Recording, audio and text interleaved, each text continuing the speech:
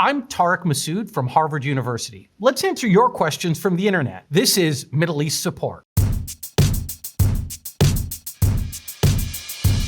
All right, let's look at the first question. Here's a question from @PatrioticMommy1. Anyone know what Middle East countries are saying about the US bombing nuclear sites in Iran? A lot of Arabs, in particular, don't like the idea of the United States bombing a Muslim country in conjunction with Israel. That's a very powerful strain of public discourse in the Arab and indeed Muslim world. But on the flip side, a lot of Arab countries are afraid of Iran. They're particularly worried that the Iranians will use the strength that they derive from a nuclear weapon to assert their dominance over the region. And so they're not necessarily that opposed to the United States using its military power to thwart Iranian nuclear ambition. Here's a question from Quora. If you had to make a timeline of major events in the history of the modern Middle East until today, what events would you put on the timeline? The modern world begins in the 15th century, according to most historians. So you're asking me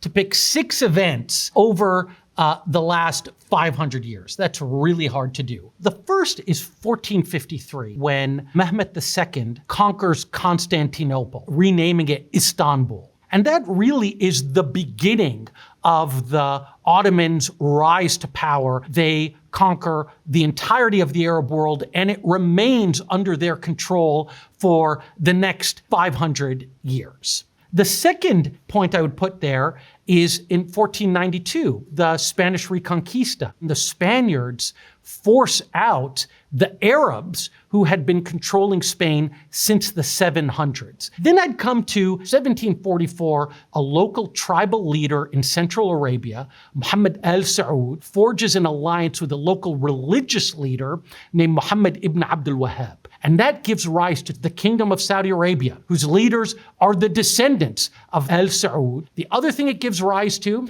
is very puritanical understanding of Islam that we call Wahhabism, the radical ideology that eventually finds expression in organizations like Al-Qaeda. Then I'd come to 1798. Napoleon invades Egypt, one of the beginnings of Western colonialism in the Arab world. The next date I'd come to is 1897, and that is the date of the first Zionist Congress that decided that the way to cope with the scourge of anti-Semitism in Europe was for the Jewish people to have a homeland in Palestine, which in the Bible is the ancestral homeland of the Jews. That sets in motion the very tragic struggle that we're living through today between Palestinians and Israelis. Then we come to 1908, and that is when they discover in the Middle East the commodity that makes it so vital to the world, and that is black gold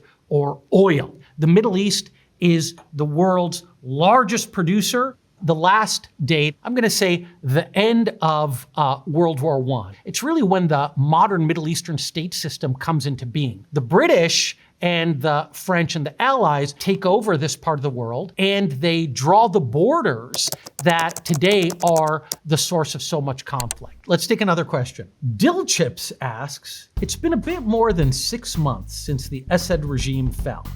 Have things improved in Syria? It really depends on who you ask. This is the current president of Syria, Ahmed al-Sharaa. He was the leader of the militia that ultimately forced Assad out of Syria. And his militia is actually an offshoot of an organization known as Al-Qaeda, or as Americans call it, Al-Qaeda. It's a measure of how terrible things were in Syria under Assad, that this man, Sharaa, could be viewed by the majority of Syrians as a savior. Though Sharaa has made a lot of the right noises about wanting to establish a democracy, about not wanting to see conflict with Syria's neighbors, most notably Israel, he has been pretty brutal internally. So there was a crackdown against Alawis. It's a religious minority from which Bashar al-Assad came. Another religious minority that's located in the south, the Druze, are also coming under violence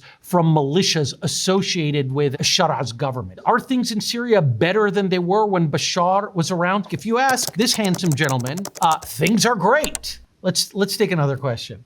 At Fulham Frenchie asks, is Turkey part of the Middle East? The Middle East starts in the west in Morocco and ends at its easternmost extent either in Iran or, depending on who you ask, in Afghanistan. Some people say that actually the Middle East is just this part, and we should refer to this as North Africa. So some people will say the Middle East and North Africa. Regardless of which definition you want to use, Turkey is, of course, in the Middle East. But a little part of it, right here, is actually in Europe. Turkey has been torn between two camps. One camp that says Turkey is absolutely part of the Middle East. It is one of the biggest and most powerful and historically consequential Muslim majority countries. And another camp that says Turkey is European and it needs to become more like Europe. The founder of modern Turkey, a guy named Mustafa Kemal Ataturk, said, look,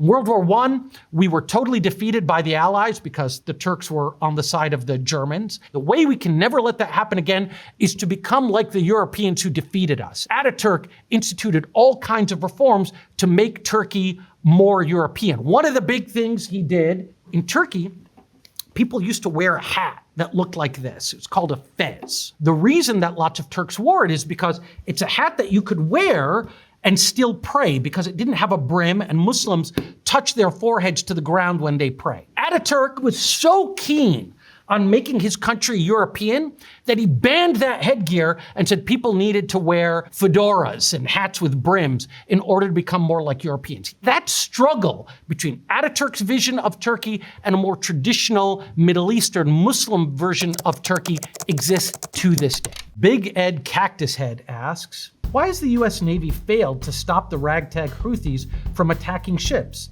and protecting the shipping lanes? That's a good question, Big Egg Cactus Head. To answer it, it would be helpful to look at a topographical map of the Arabian Peninsula. So the Houthis are located here in Yemen. It's very mountainous terrain. It's sort of ideal terrain for a militia that wants to hide from its enemies. It's very difficult for the Saudis or the Emiratis or for the United States to actually hit the Houthis. The only way that you could actually guarantee that you would stop the Houthis would be a ground invasion, and this terrain is very difficult. Here's a question for Quora. Why hasn't democracy been working in the Middle East so far in so many countries? The only democracy that exists right now in the Middle East is the State of Israel. Lots of people argue that even the State of Israel isn't a perfect democracy because it occupies several million Palestinians who don't get a vote. And it's an important question as to why that is the case. Some people point out the United States hasn't necessarily been friendly to democracy in the Middle East. We've got all kinds of alliances with Arab leaders who are not democratic and who are not friendly to democracy. And that suits us just fine because we sometimes worry that if there was democracy in the region, it would bring to power a kinds of populists and nationalists who are not terribly friendly to the West. So another set of arguments says Islam itself is not necessarily friendly to democracy. After all, remember, the Prophet Muhammad, the founder of Islam, was actually not just a religious leader, he was the ruler of the Muslims. And last time anybody checked, he didn't subject himself to a vote. And then the third set of answers has to do with the nature of Middle Eastern economies. Many of them are heavily dependent on oil. And when you've got oil, it means you basically pull your wealth out of the ground and sell it to foreigners. And what it means is you don't have to tax. Remember, no taxation without representation. So in the Middle East, you have the kind of the opposite. No demands for representation without taxation. This one is from Smexy Rexy Titan. Is what is happening in Gaza truly a genocide? Here's what is incontrovertible. There is a humanitarian crisis in Gaza of massive proportions. People argue about the exact number of people who have been killed. Is it 50,000? Is it more? Is it less? They argue about whether there's actually a famine going on in Gaza or just the beginnings of a famine. But the fact of the matter is that Gaza is today one of the most grim places on the planet, the death and destruction that have been meted out on that very small territory, on those very long-suffering people, is just extraordinary. And there is nobody with a heart who cannot feel extraordinary pain and grief upon looking at the pictures of what's coming out of Gaza. The question, though, of whether what is happening in Gaza is a genocide is actually a kind of technical question of international law. So there's a case right now before the International Court of Justice accusing the Netanyahu government of committing genocide against the Palestinians. And the International Court of Justice hasn't yet ruled on that, but they have determined that there is enough evidence to allow the case to go forward. In other words, they've concluded that there's merit to the claim. Some of the merit to the claim, they say, is found in the statements of Israeli leaders. You can look at the statements of Prime Minister Benjamin Netanyahu. In one early speech, analogized Palestinians to Amalekites, which is a group in the Bible that fought the Jews and had to be defeated. There's Israeli security officials who've referred to the Palestinians as human animals. Even the president of Israel has said there's no such thing as an innocent Palestinian because they voted for Hamas 20 years ago. On the flip side, Israelis will point to almost every one of those statements and say they weren't meant to apply to Palestinians writ large, they were meant to apply to Hamas. They say Palestinians, we don't think Palestinians need to be eradicated. We think Hamas needs to be eradicated. On the one hand, this feels almost like a technical question, let the courts decide what is genocide. But if you look at how this question has really torn apart so many Americans on college campuses, etc., it's because on both sides of this question are normal, good, well-meaning people who each have deep attachments to one side or another of this conflict. So this is probably the hardest question you could ask.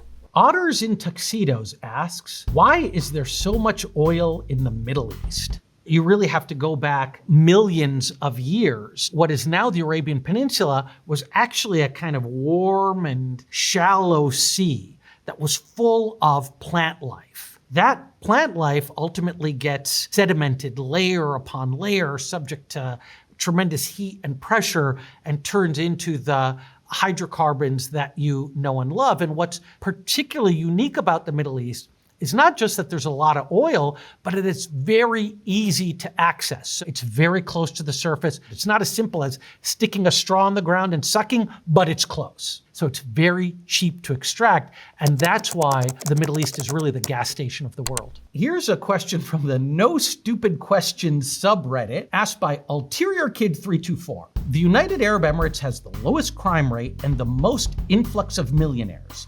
What is their secret? The United Arab Emirates secret really comes down to what I call the 3 L's. Location, law, and lubrication. With location, this is where the UAE is located in the Arabian Peninsula. It really is at the crossroads of a lot of global trade.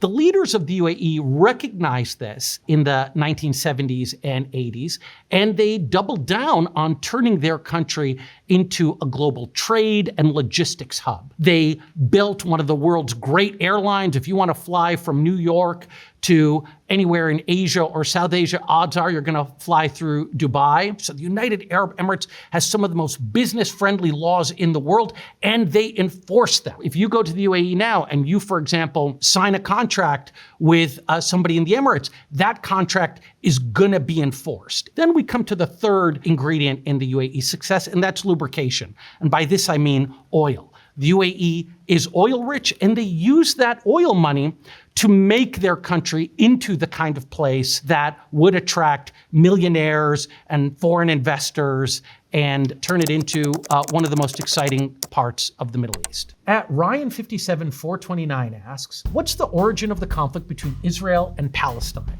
So let's look at a map of this conflict. When we talk about Palestine, we're generally talking about this territory, the West Bank of the Jordan River, and this territory here, the Gaza Strip on the shores of the Mediterranean Sea. When people talk about the land from the river to the sea, this is what they're talking about. Jordan River, Mediterranean Sea. The basic Reason for this conflict is that you have two peoples who are both indigenous to this land between the river and the sea and who cannot agree on whether to share the land or divide it, or how to share it, or how to divide it. One of the complications here is that for most of the last 2,000 years, there's only a very small Jewish presence there, the majority of Jews having been expelled about 2,000 years ago after the destruction of the Second Temple in Jerusalem. The Jews scatter throughout Europe, and we all know the history of the Jewish people in Europe, which is one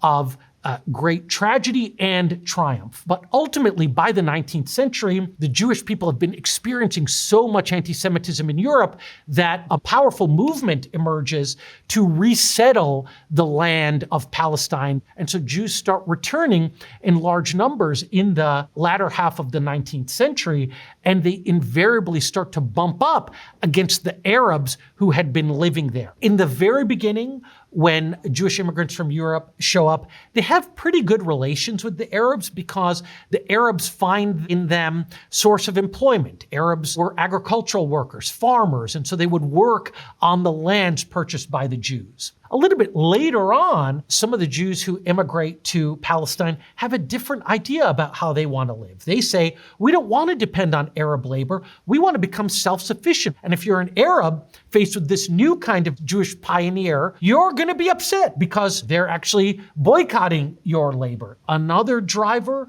of the conflict between the Arabs and Jews is that a lot of the Arab land was actually owned by wealthy landowners who didn't live in Palestine. They lived in more cosmopolitan parts of the Ottoman Empire. And so when Jewish immigrants showed up and wanted to buy land, absentee Arab landowners were happy to sell it to them, selling the land out from under the native Palestinian Arab farmers who were working on it. So this was almost a perfect storm, guaranteed to create a very durable conflict. Mad Season 1994 asks, what is it about Dubai that so many dudes find appealing and always want to go there? One of the ways that Dubai has attracted so much global talent is by making the country really fun. So if you were to go to Dubai, you'd really find it to be the playground of the Middle East. Some of the world's greatest restaurants, hotels, and dance clubs and other entertainments.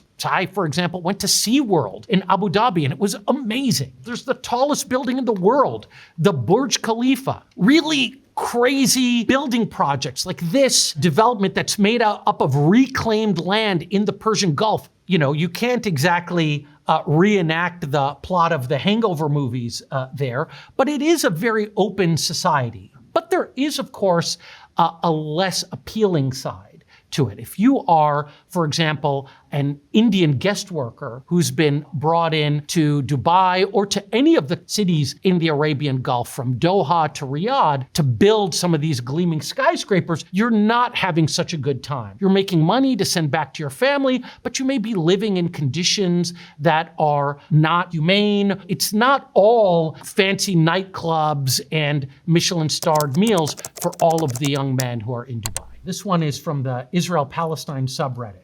How would a two-state solution even work? That's a great question. When we talk about a two-state solution, we're generally talking about a Palestinian state in the West Bank and Gaza. Right off the bat, there's two big problems that emerge. This Palestinian state would be non-contiguous. Got a part here and a part here, and they're separated by Israel.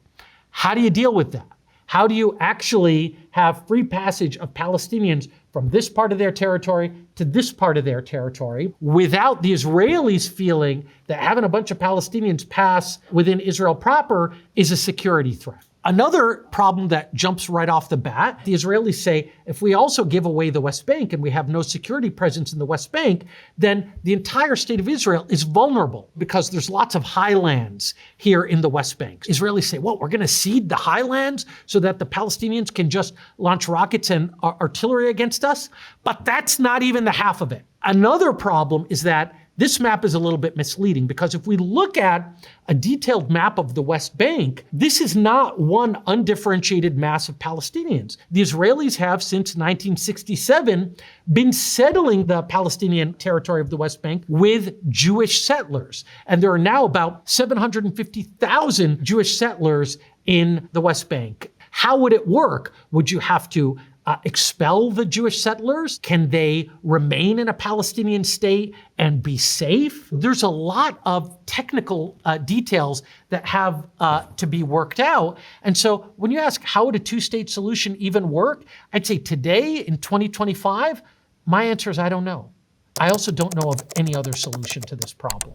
Here's a question from Nate Nando's 21. Why does the Middle East have so many wars? If you were to look at a map of the Middle East, you would see that the borders between Arab countries look like straight lines. You can almost see the British or French colonial officials standing there with a ruler and a pen drawing these borders. And that looks very different from the borders between European countries, which tend to follow natural formations like mountains or rivers. That leads to two kinds of conflict. The first is conflict between states, countries that don't necessarily like where the border was drawn when Iraq invaded Kuwait in 1990. In part, that was because they didn't like where the British drew the border. And then it also leads to conflict within states. If you're a Kurd and you are included in this entity called Syria that the colonial powers drew, you may be thinking, this is not real. I'm not really a Syrian. We could have drawn this border in another way that would have given me an independent state of Kurdistan. At Tarian RD asks, what is the difference between Sunni Muslims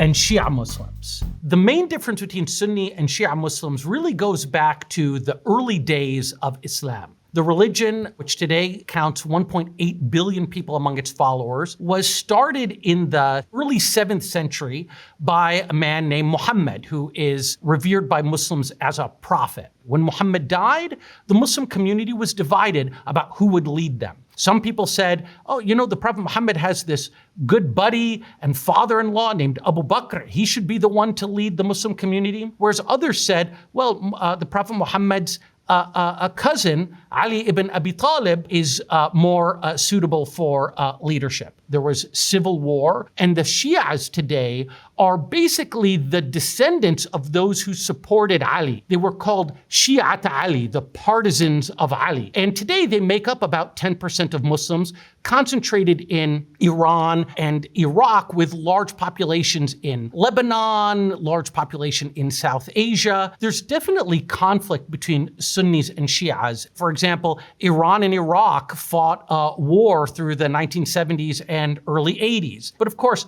there's lots of Shias in Iraq who fought against Iran. So the idea that the conflict between Iran and other countries is about Iran being Shia and the other Arab countries being Sunni, that's a very contested idea. Here's a question from @Zenith6nil. Why is Islam always linked to terrorism? One of the arguments that you might hear from other scholars of the Middle East is that Muslims are often linked to terrorism because Western commentators have some prejudice against Islam. And that's why they're much more likely to call violence by Muslims terrorism and not apply the same name to violence committed by any other religious group. Others will point out that in the last 100 years or so, inhabitants of Muslim lands have had a lot of reason to mete out violence against Westerners. After all, the Middle East was subject after World War I to a series of occupations by Western countries. And there's still a very strong Western presence in the Middle East that a lot of Arabs chafe under. We saw this expressed most clearly on September 11th, 2001, when Al-Qaeda attacked the World Trade Center. Their argument for why they did it was that this was in retaliation for oppression and violence against Muslims. But there's another group of scholars who say that the root of the Islamic connection with terrorism really goes back to the essence of the religion. And they'll point to chapters in the holy text of Islam, this beautiful book, the Quran, which exhort Muslims to engage in jihad or holy war on behalf of the Muslim community. And some people say that jihad really here needs to be understood metaphorically as a struggle against your inner demons, but others say that no, when the Quran talks about jihad, they are talking about fighting wars in order to spread the religion of Islam or to rid Islam of the domination or oppression of non-Muslims. Here's a question from the Ask Historians subreddit. Why did the US really invade Iraq in 2003? What's the real reasons behind the war? So remember, the Iraq War of 2003 was brought to us by this gentleman, George W. Bush, and it was to unseat Saddam Hussein, who was the dictator of Iraq. There were a couple of big reasons offered for why the United States needed to invade Iraq. The first was that Saddam Hussein was somehow implicated in 9/11. There was also an associated fear that Saddam Hussein was developing weapons of mass destruction, most critically nuclear weapons. One of the reasons people think that the war in Iraq was fought for other than its stated reasons. After the invasion, we found Iraq didn't have any weapons of mass destruction. So clearly there was something else going on here. Critics of the war, of course, make a third argument that it was all about that oil. And if you ask a second question, which is, did it pan out? You'd have to conclude that on almost every metric, the Iraq war was a failure. We didn't get any oil. We got rid of Saddam Hussein, who was an enemy of the Iranians, and basically empowered allies of the Iranian regime. And the collapse of Iraq gave rise to all kinds of terrorist groups that continue to wreak havoc in Iraq and in Syria in particular, even to this day. This one's from Lotus Wong TKO. I heard Iran was really very rich in the 1960s. Was it true? Iran was rich in the 1960s and it's still rich today. Remember, it's a major oil producer. One of the other things you'll hear about Iran in the 1960s was that it was very liberal. You'll see people share photos of women in Iran in the 1960s wearing mini skirts and having beautiful, finely coiffed hairstyles, and contrasting that to today, where women in Iran are kept under very tight restrictions with respect to how they can dress in public. And that really is a result of what happens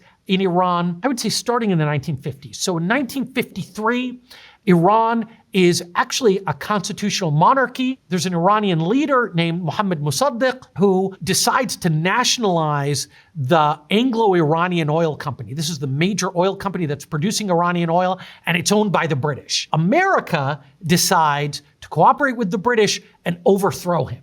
And we do. But what happens as a result of that is that America invests very heavily in an authoritarian regime led by the king who called himself the Shah. And that was a very restrictive regime. They were pro-Western, they were modern, but they also did not brook any dissent. And it all explodes in the 1979 Iranian Revolution led by this man, Ayatollah Ruhollah Khomeini. And this guy was a religious scholar who believed that the proper form of government is for religious scholars to rule. And he set himself up as Iran's supreme leader and inaugurates what is now known as the Islamic Republic of Iran, a country that is run on their understanding of Islamic law. This is from @Selenophile48. Why are there American bases in Qatar? Because look at where Qatar is. It is in such a strategically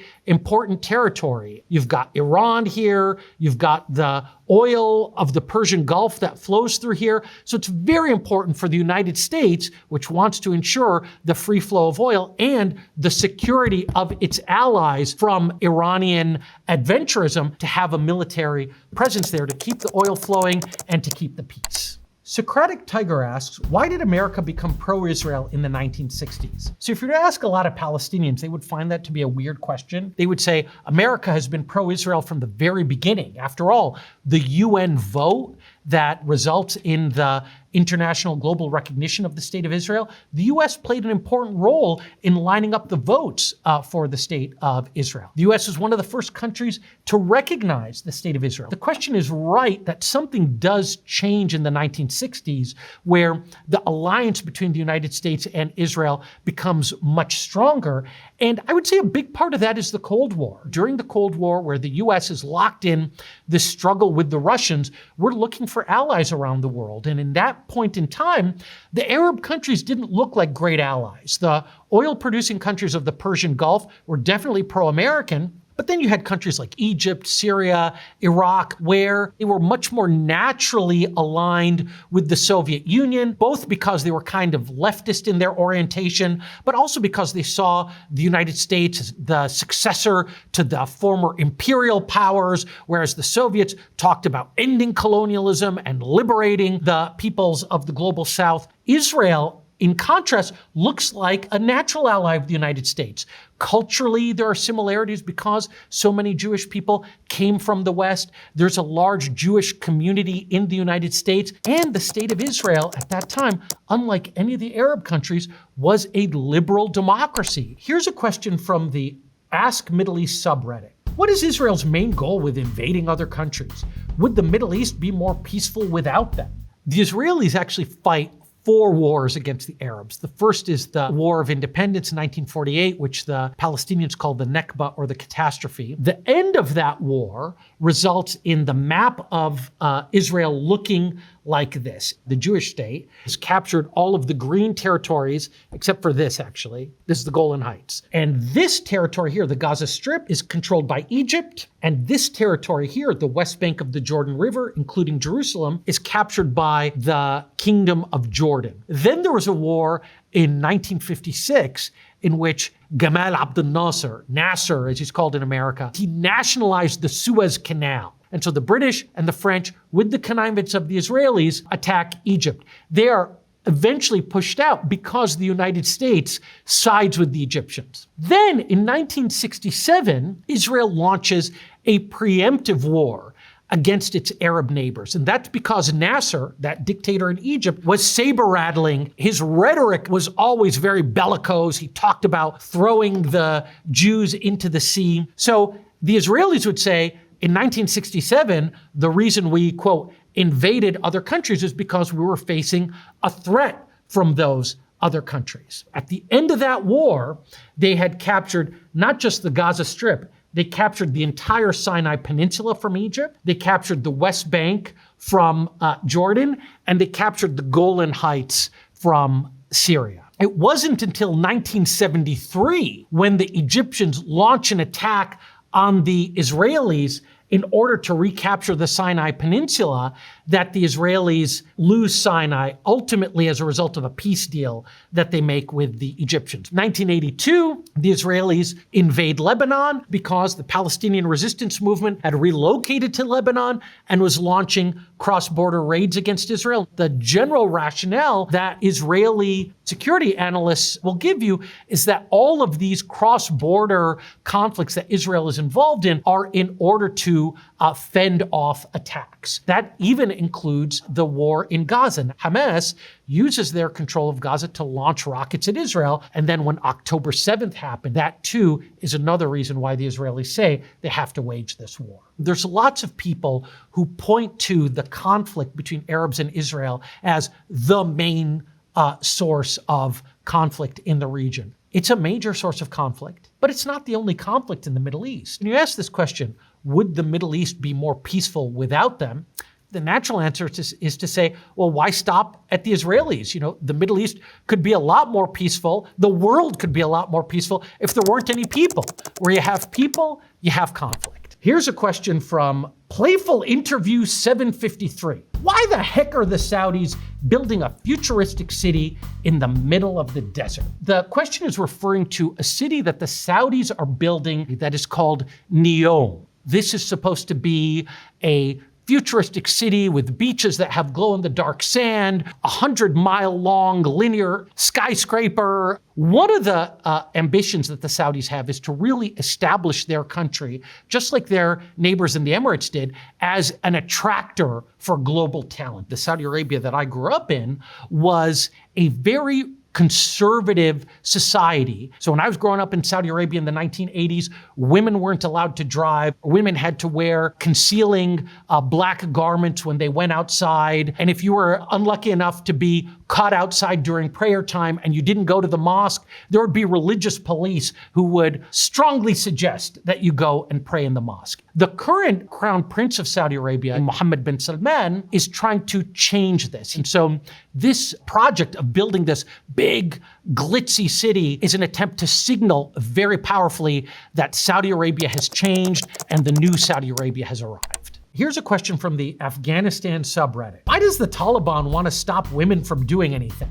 So the Taliban are the religious fanatics who currently run Afghanistan. They adhere to a particularly puritanical brand of Islam that believes that women's place is in the home and not experiencing equal status with men. This is a problem most acute in Afghanistan, but we see it to greater and lesser extent throughout the Middle East and indeed throughout the Muslim world. Lots of people will point out that in most commonly accepted understandings of Islamic law, women are accorded a subordinate status. They may not be as extreme as the Taliban, but for example, one aspect of Islamic law says that women should get less inheritance than men. The testimony of women in court is worth less than the testimony of a man. I personally don't feel that there's anything within Islam that is inimical to equality for women, but lots of conservative Muslims